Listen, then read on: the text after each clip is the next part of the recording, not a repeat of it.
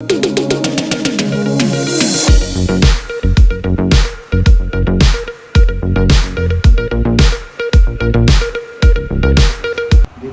का तो गुणगान हम नहीं कर सकते हैं, जितना करें उतना कम है जी। जितने हमने जाना है ये लगभग 500-600 वर्ष पुराना मंदिर है। जब चार धाम की यात्राएं, जो पैदल यात्राएं होती हैं, तब का बना हुआ है। तो दोस्तों मैं ऋषिकेश से आ चुका हूँ, थोड़ा सा आगे चट्टी एक जगह है, यहाँ पर रुका हूँ। ये गरुड़ जी का एक बहुत पुराना मंदिर है, 400, 450, 500 साल पुराना मंदिर है। इसका बहुत अच्छा इतिहास है। जब विष्णु जी के साथ गरुड़ जी यहाँ से गुजर रहे थे तो गरुड़ जी थोड़ा सा थक गए। हालांकि भगवान की सवारी कभी थकते नहीं है, बट ये लीलाएं हैं जो भगवान ने करी होती हैं ताकि हम लोग उनसे कुछ ना कुछ सीखें। सो गरुड़ जी यहाँ पर जब थक गए तो उन्होंने विष्णु जी से रिक्वेस्ट करी कि मैं थोड़ी देर यहाँ पर विश्राम करना चाहता हूँ, और फिर जो आगे की कहानी थी वो हम यहाँ के जो पुजारी हैं उनसे जानने की कोशिश करेंगे। तो चलते हैं फटाफट से अंदर और इस पूरे मंदिर को आपको दिखाता हूँ डिटेल में। आपको सारी चीज़ें इसके मंदिर के बारे में यहाँ के पुजारी से ही पता चलेंगी। तो चलते हैं सीधा मंदिर के अंदर।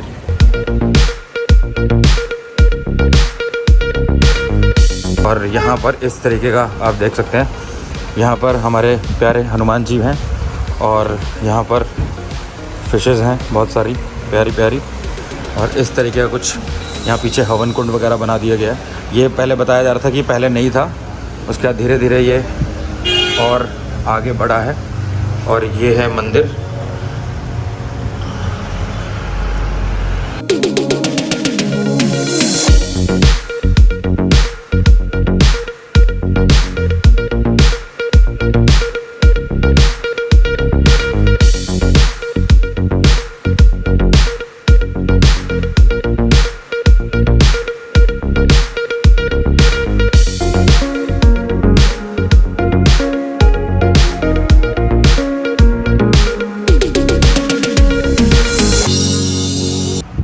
सो पंडित जी राम राम।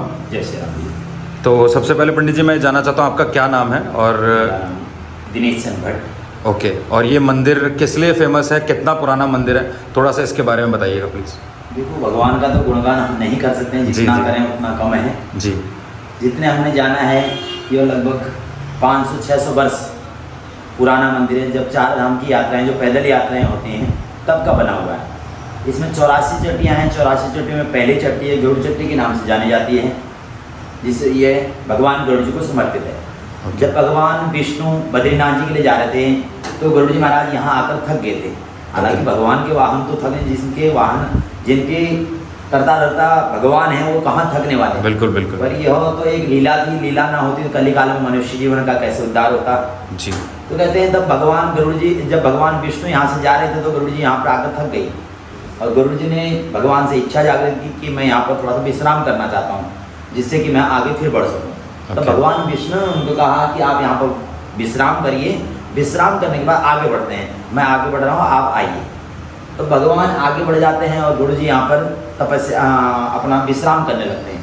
विश्राम करते करते वो ऐसे भक्त में ही लीला होती है, वो अपनी भक्ति में खो जाते हैं, वो अपनी तपस्या, भगवान की तपस्या करने लगते हैं, वो एक भक्ति में हो जाता है। कई वर्ष बीतने के बाद भगवान विष्णु प्रसन्न होकर उनको दर्शन देते हैं। दर्शन देने के बाद उनको वरदान मांगने के लिए कहते हैं भगवान कि आप वरदान मांगे। आपने पक्षी का जीवन होने पर भी आपने इतना बड़ा कार्य आपने किया है, एक स्थान पर रहने आपने ऐसी भक्ति मेरी की, अविचल भक्ति की, तो उसके लिए आप कुछ मांगे जिससे कि आपका उद्धार हो जाए। भगवान कहते हैं गरुड़ जी को उद्धार तो मेरा है ही, तो आप मेरे स्वामी हैं तो मेरा तो उद्धार है ही।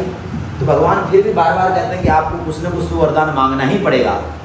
तो भगवान के बार बार कहने पर जब नहीं मांगते हैं गरुड़ जी, तब भगवान विष्णु उनको वरदान देते हैं कि इस सतयुग में जो लोग, जो भक्तगण हमारे बद्रीनाथ आदि चार धाम की यात्राओं करते हैं, बद्रीनाथ, केदारनाथ, गंगोत्री, यमुनोत्री आदि इनका यात्रा करना चाहते हैं, उस यात्रा के दौरान किसी का शरीर अगर क्षय हो जाए, अगर वो मेरे भक्त के चरणों को दर्शन करके अगर आगे बढ़ेगा, किसी का शरीर अगर क्षय हो जाता है, किसी का शरीर अगर छूट जाता है, तो उसके लिए क्या है, उसको भवसागर में नहीं भटकना पड़ेगा। एक तो उसको क्या है, भवसागर में भटके, मैं अपने धाम उसको ले लूँगा, भगवान विष्णु कहते हैं। दूसरा यह कि आपने सुना होगा जब अति वृद्ध, आज का जो आदमी है, आज की जनरेशन जो है, आप देख ही रहे हैं, उसको देखते हुए आप अंदाजा लगा सकते हैं। आज तो क्या है, मस्ती के लिए जाता है, एक पिकनिक स्पॉट बन गया है मंदिर। बिल्कुल।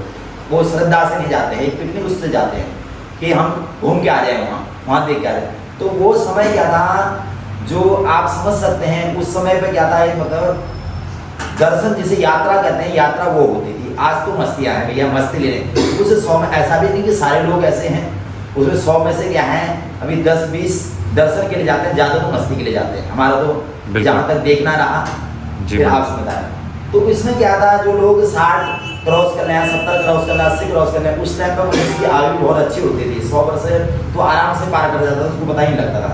तो आज का मनुष्य तो आप देख ही रहे हैं 40 वर्ष में, कोई 35 वर्ष में, 30 वर्ष में, कोई पे 60 तो बहुत कम जा पाते हैं, 70 तो मुश्किल ही है। तो उस हिसाब से तब उस हिसाब से वो वृद्ध शरीर होने के बाद भी फिर भी वो अपने पीठ पर सारा सामान लेते हुए कई महीनों की यात्रा को करते हुए भगवान के धाम जाते थे, भगवान के वहाँ दर्शन के लिए जाते थे। तो कहा जाता है किसी का शरीर अगर क्षय हो जाता था वो उसको तो क्या है भवसागर में नहीं भटकना। एक तो यह है। दूसरा यह है जब भगवान राम जी को, लक्ष्मण जी को नागपाश शक्ति लगी थी, नागपाश शक्ति लगने क्योंकि भगवान को कौन बंदी बना सकता था, भगवान को बंदी कराने वाला तो ऐसा कोई प्राणी नहीं था। पर कलिकाल को देखते हुए भगवान ने मनुष्य को देखते हुए कि अभी से जब ये हाल है तो आगे के भाई भगवान के बनाए ये 4 वो हैं।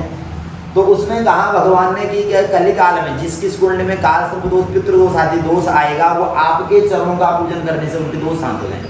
जब भगवान गरुड़ जी ने उनको नागपाश शक्ति से मुक्त किया तो भगवान बार बार उनको बोलते हैं कि आप हमसे कुछ वरदान मांगे जिससे कि हम आपके इस ऋण से मुक्त हो जाएं, आपके इस कर्ज से हम मुक्त हो सकें।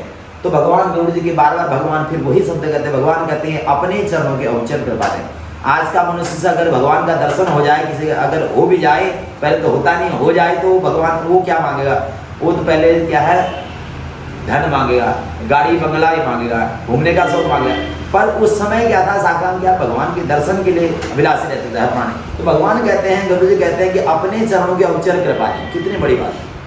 तो भगवान कहते हैं गरुड़ जी से कि अवचर कृपा तो आपके ऊपर है प्रभु, तो आपको कुछ ना कुछ तो हमसे मांगना है। नहीं मांगते भगवान, तो भगवान उनको राम जी लक्ष्मण जी को जब नागपाश शक्ति से मुक्त कराते हैं, भगवान राम जी उनको वरदान देते हैं कि ये कलिकाल में ये जो जिसके कुंडली में आएंगे, काल सर्प दोष, पितृ दोष आदि ग्रहों का दोष आएगा, वो आपके चरणों का पूजन करने से उनके दोष शांत हो जाएंगे। यही आगे कथा है।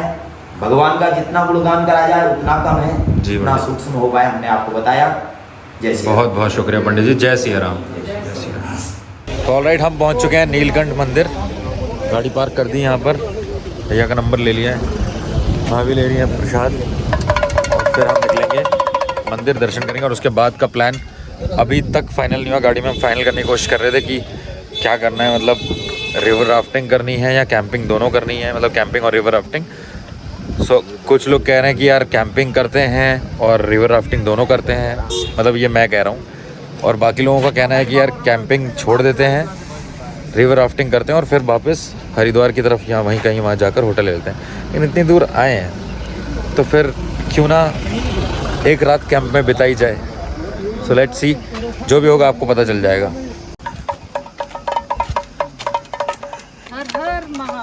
हर हर महादेव। हरे शंभू शंभू शंभू शंभू शंभू महादेव। चुके हैं नीलकंठ मंदिर के एंट्रेंस पे। सो ये है नीलकंठ मंदिर की एंट्रेंस। अब यहाँ से हम लोग जा रहे हैं अंदर। हर हर महादेव।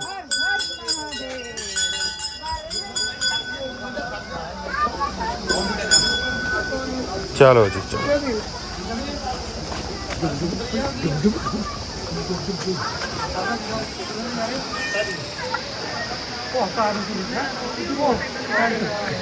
अरे वाह, बाप रे आवाज।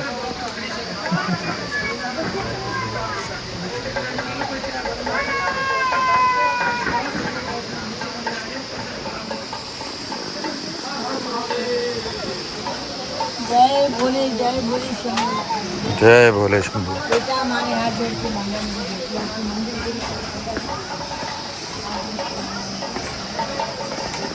वो झूम किया ना मैंने कॉटेज, तो बंदा अंदर जो काम कर रहा था, एक झाड़ू मारा था, वो भी आ गया इसमें। एंकर गजब यार। जिंदगी के मजे लेने हैं आज। जिंदगी के मजे रोज लो पूरे लो।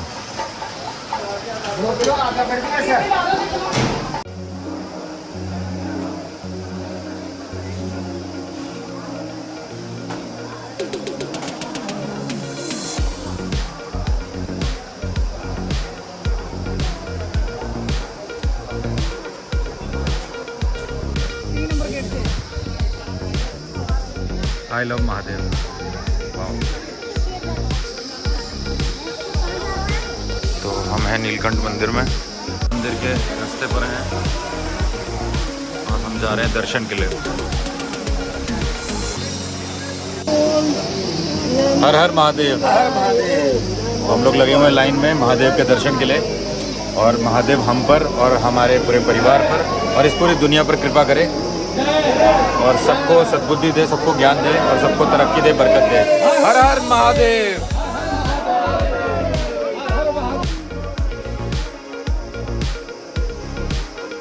तो महादेव के दर्शन हो चुके हैं और हम हैं नीलकंठ मंदिर में ही अभी,